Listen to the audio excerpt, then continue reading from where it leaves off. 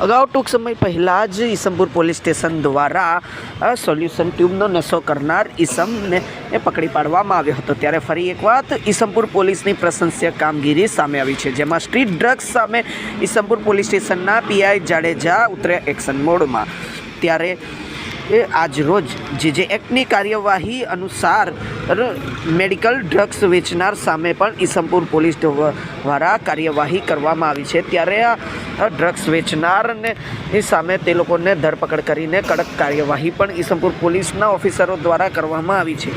ત્યારે આ ડ્રગ્સ વેચનાર કલીમ ભૈયા અને તેની પત્ની જે બંને મળીને આ ડ્રગ્સનું વેચાણ કરી રહ્યા હતા, ત્યારે તે બંનેને હાલ પોલીસ સ્ટેશનના ઇન્સ્પેક્ટર શ્રી પીઆઈ જાડેજા સાહેબ દ્વારા અટકાયત કરવામાં આવી છે। જો આવી જ રીતે સ્ટ્રીટ ડ્રગ્સ સામે પણ કાર્યવાહી કરવામાં આવે તો ગુજરાતમાં નશાનું પ્રમાણ ઘણું ઓછું થઈ શકે છે, પરંતુ ક્યારે આવી કાર્યવાહી કરવામાં આવશે તે સમગ્ર સવાલ ગૃહ મંત્રાલય ઉપર ઊભો થઈ રહ્યા છે।